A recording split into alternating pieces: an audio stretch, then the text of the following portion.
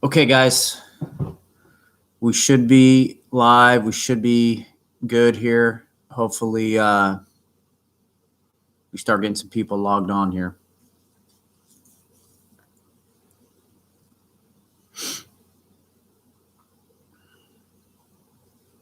There we go.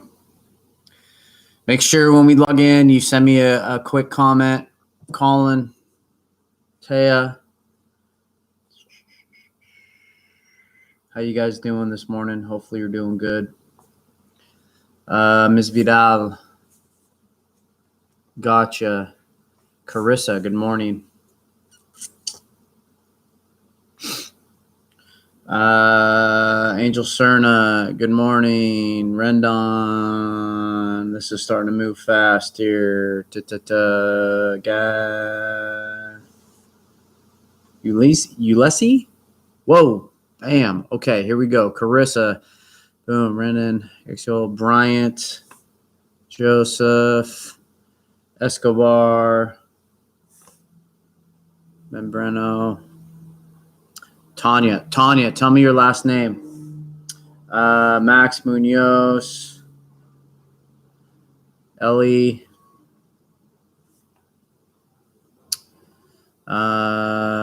Corpella, Andrew K, Josue Garcia. Good morning, guys. Devin Villalobos. Marina Sanchez, gotcha. Sean, or Shanice, excuse me. Make sure I get your full name, guys. Some of you guys have like your little screen name here. Maria Barajas, gotcha. Veronica Garcia, good morning. Angel Ramirez, good morning. Tanya Garcia, got you. I got you. Johnny Torres, very good. Cecilia Vargas, Cecilia, I got you. Michael Sparks, Michael Sparks. Okay, Samuel Horst, Alexa Gomez, good morning.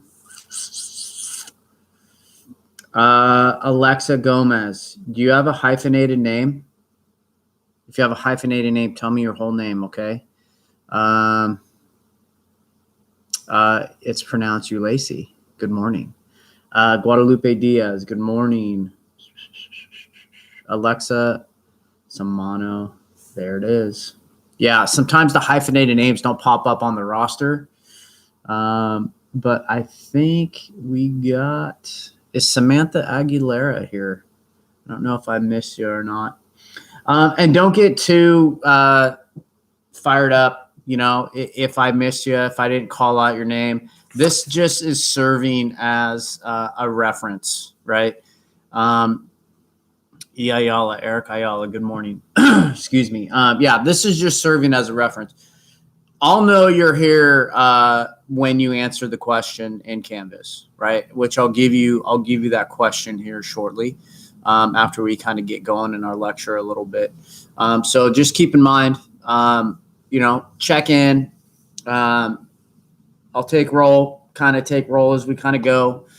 And ultimately your grade is based off what you're turning into Canvas, right? Okay. So we got 26 to 33. 2, 3, 4, 5, 6, 7, 8, 9, 10, 11, 12, 13, 14, 15, 16, 17, 18, 19, 20, 1, 2, 3, 4, 5, 6, 7. Okay, 27 people here, 27 names. Let's roll. I'm not going to hurt the people that showed up on time. All right, here we go. Split screen, right? So me on the side, lefty or righty. Hopefully you can split screen and open up Canvas. And I would just go to the page that says week 2 dimensions of wellness. There's a little graphic there. Hopefully you kind of already taken a look at that. We're going to talk about 3 of those dimensions today. We're going to talk about physical wellness, emotional wellness, and intellectual wellness. Okay. Starting with physical wellness, first and foremost, and these are pretty obvious, but as we kind of get into the unit a little bit more, we'll break them down. and talk about some of the more nuanced parts of these subtitles here, right? Of these subcategories. The first one being physical, eating well, right? Number one, eating well. Yeah, and not eating perfect. And I didn't say eating healthy. I said eating well. What I mean by that is I get questions all the time, like, is peanut butter good for you? Is milk good for you? Well, I don't know. Peanut butter has peanuts, obviously, right? And peanuts are good for you. They're a healthy fat, which we'll talk about later. However, a lot of peanut butter also has hydrogenated oil in it. So it has like a vegetable oil or a canola oil to kind of give it that smooth, creamy texture to it, provide a little bit more fat as well. I would say for most people, yeah, that's probably relatively healthy. Abdiel, good morning. However, if you're someone who has a diet that has a lot of hydrogenated oil in it, then I would say no, peanut butter is not healthy. Guys, hold on 1 minute. My cat is meowing right now. Give me a second. No.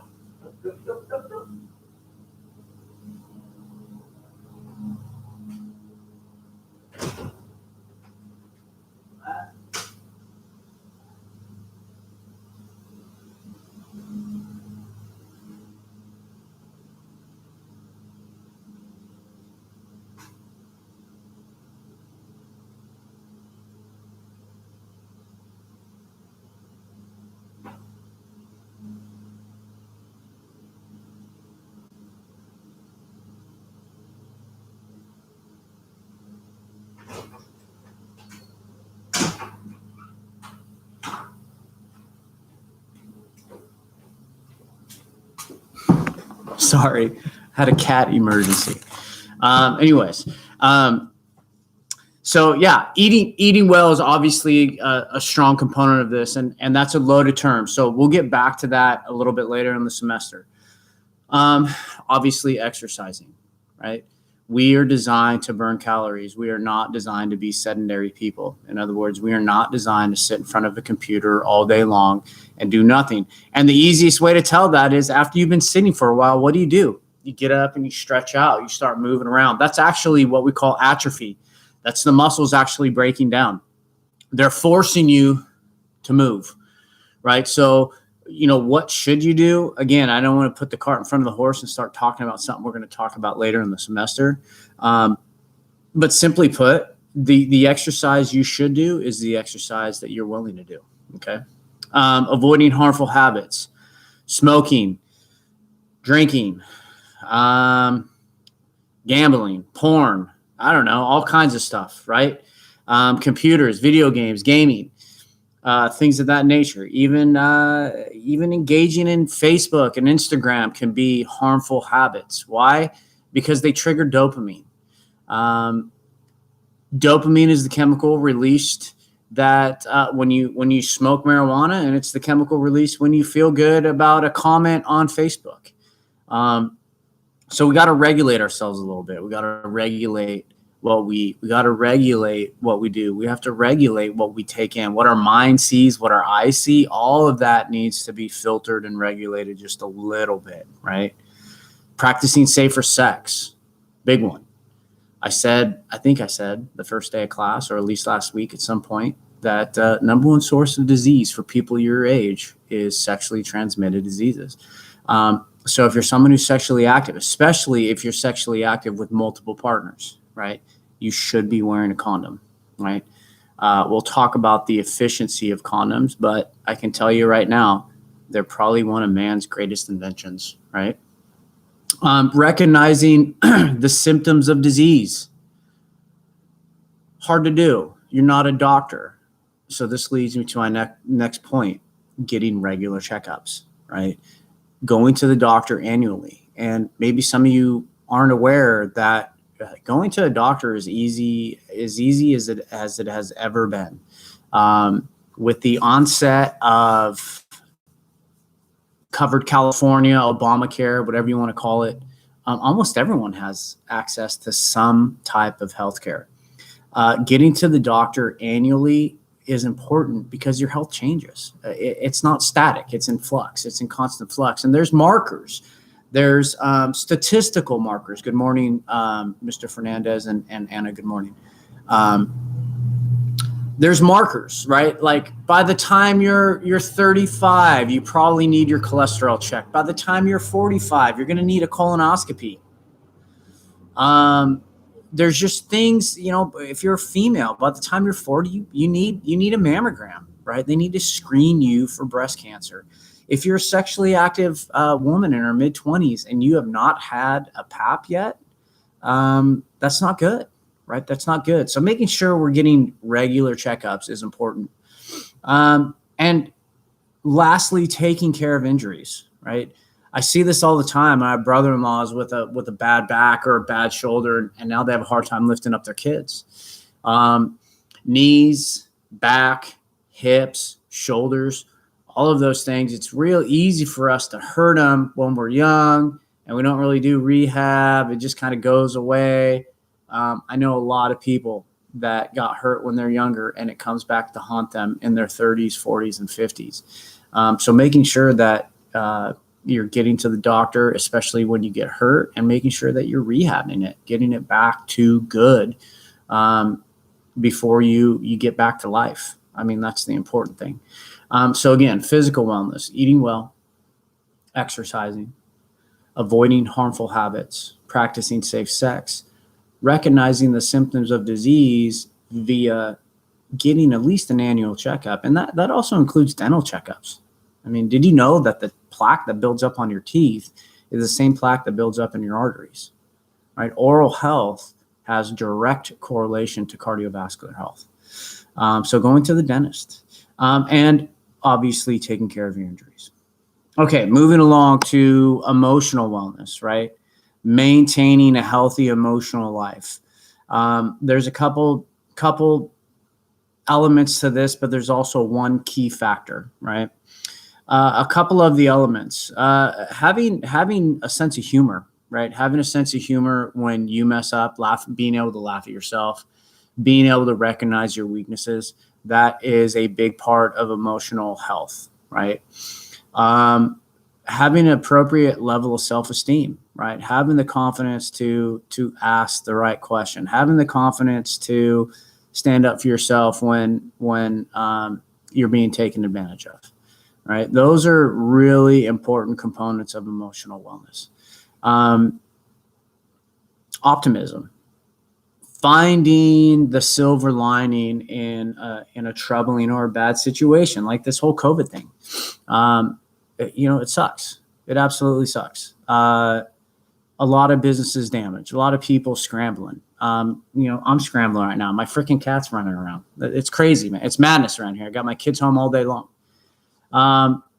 But the silver lining is I've had a lot of great times with my kids. We've gone on a couple of trips. We've been able to pull off some stuff, and I've seen them grow exponentially. They're 4 and 8, and I've seen them just mature. And I think that has to do with a lot with just mom and dad constantly being there, constantly reinforcing things, much more than we have in the past. And it's been great, right? It's been great. At least that part of this situation has been great.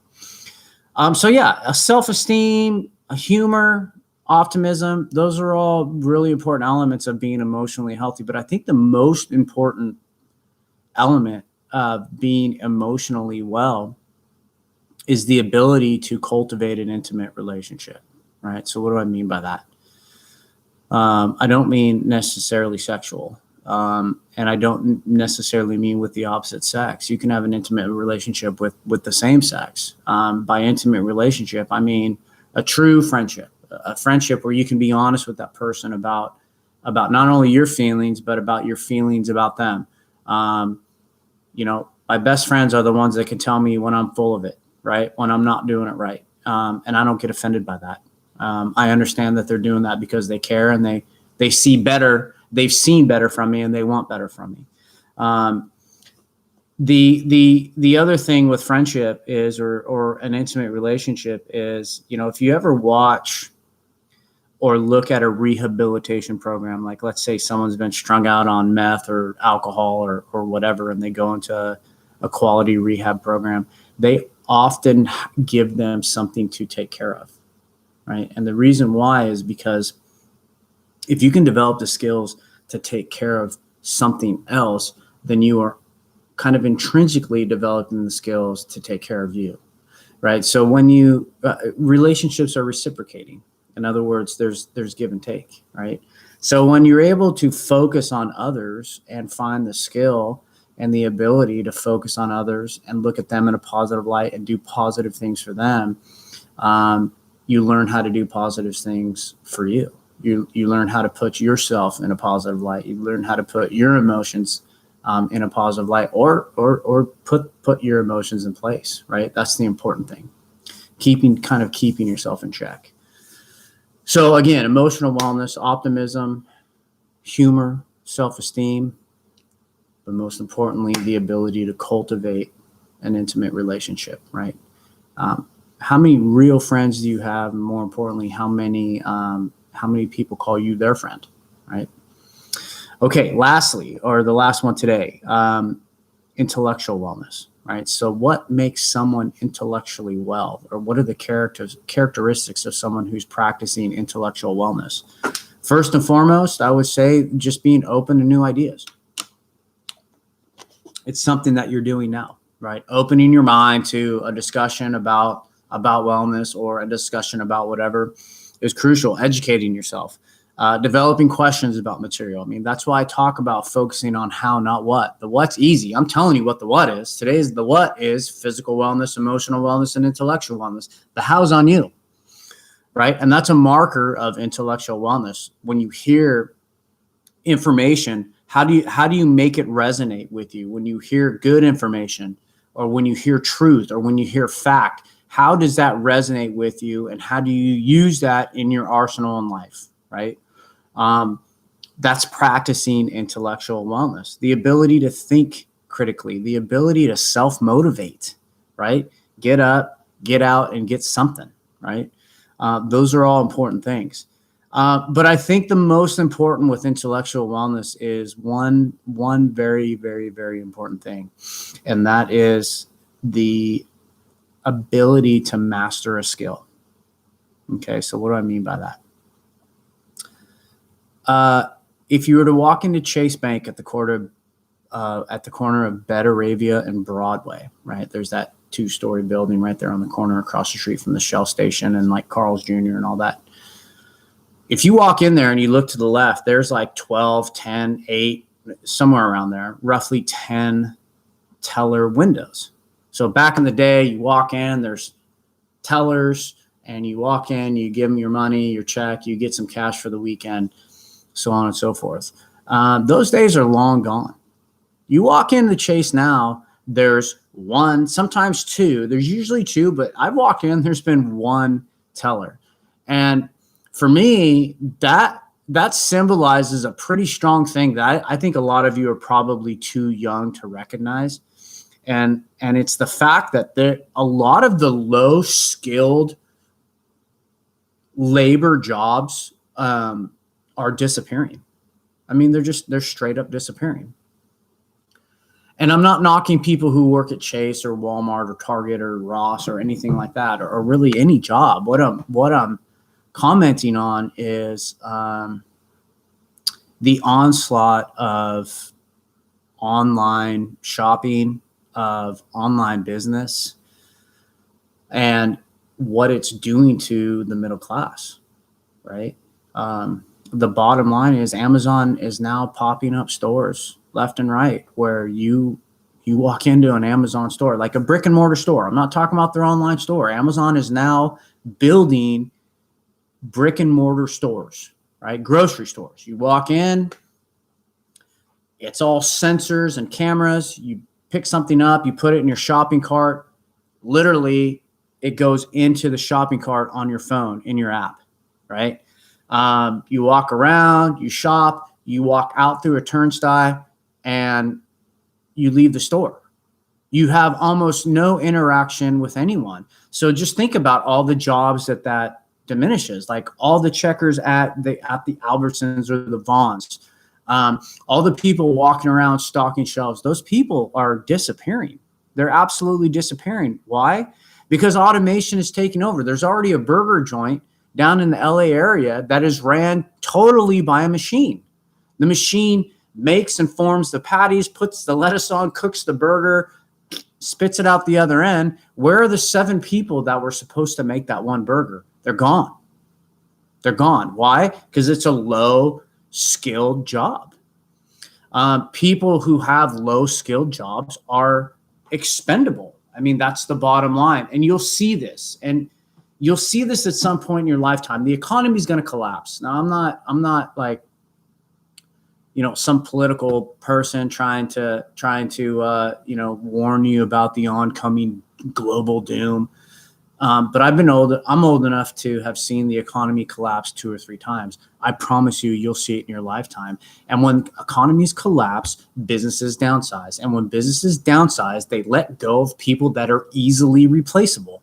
If all you're doing is working at Ross folding t-shirts, I'm sorry, but you are easily replaceable. You know who's not easily replaceable? The electrician that can wire the Amazon store, the HVAC person who makes heating and air venting, heating and cooling pumps, people who have a legitimate, tangible skill, accounting, medical billing, software engineer, web development, plumbing, electrical, HVAC, welding. These are all highly, highly skilled equipment drivers, right? Being able to drive a skip loader, right? Or a skid steer. Those are or a forklift, right? A forklift driver requires certification. It requires a certain amount of training. These are the jobs that are actually growing right now. Not diminishing, they're growing. I'm not knocking school. Obviously, I work for a school. Obviously, I see the importance in education and in a broad general education.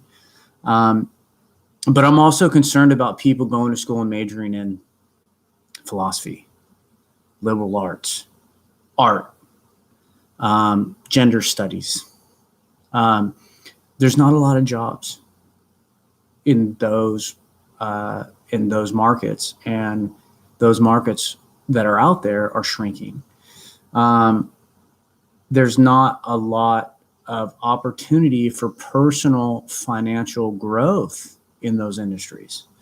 But if you look at people who are in skilled labor and you look down the road, and by down the road, I mean in the coming 5, 10, 15, 20 years, right? So in your adult lifetime, right? As you enter your 20s and into your 30s and 40s, it's the skilled labor that's gonna make it.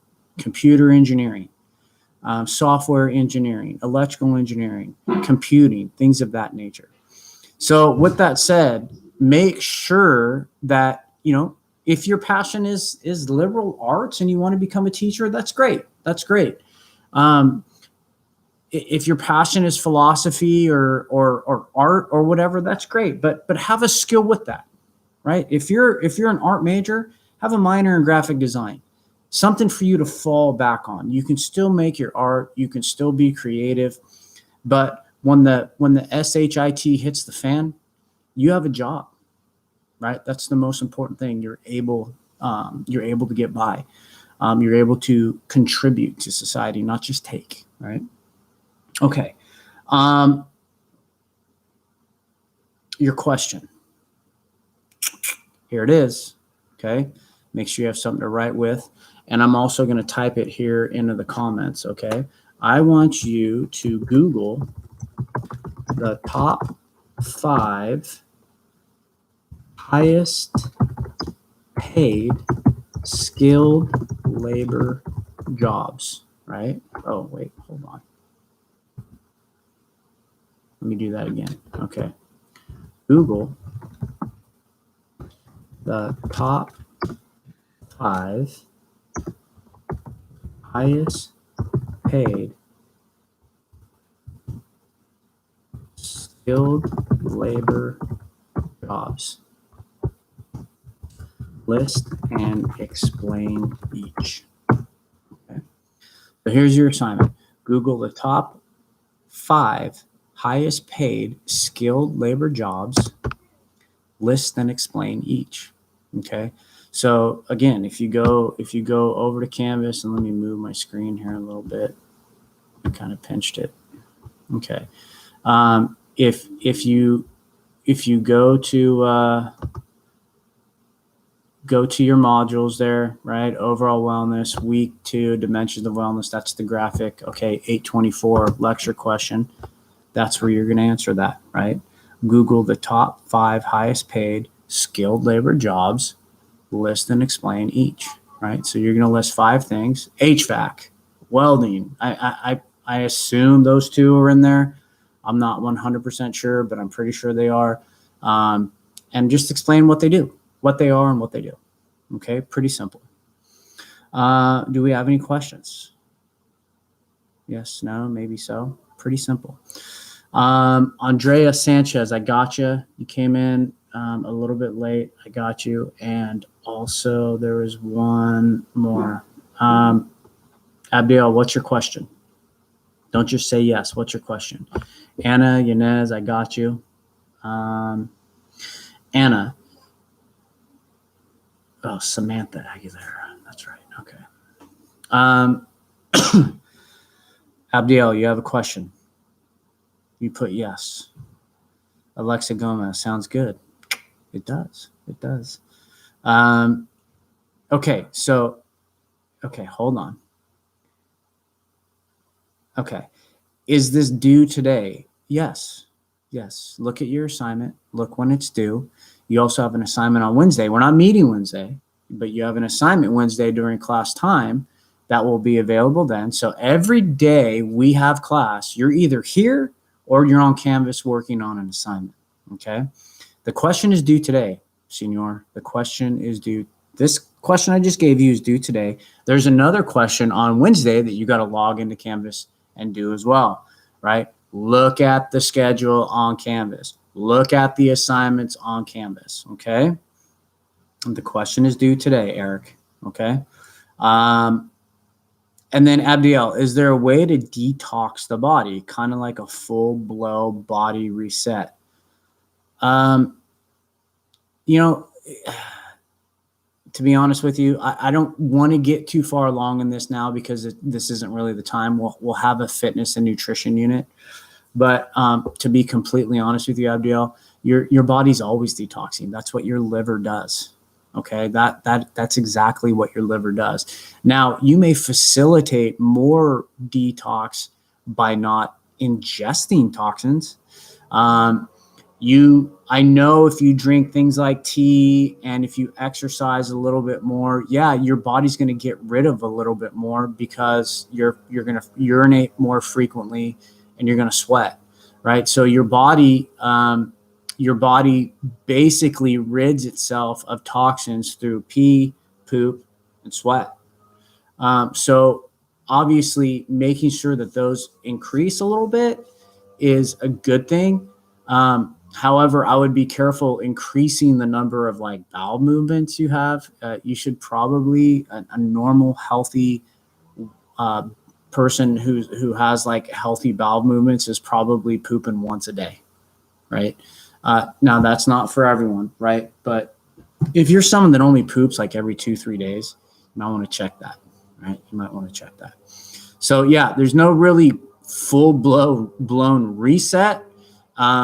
But there are pathways to healthier living. And that typically starts with don't eat crap. Okay. Stay off the breads. Stay off any food that has a commercial.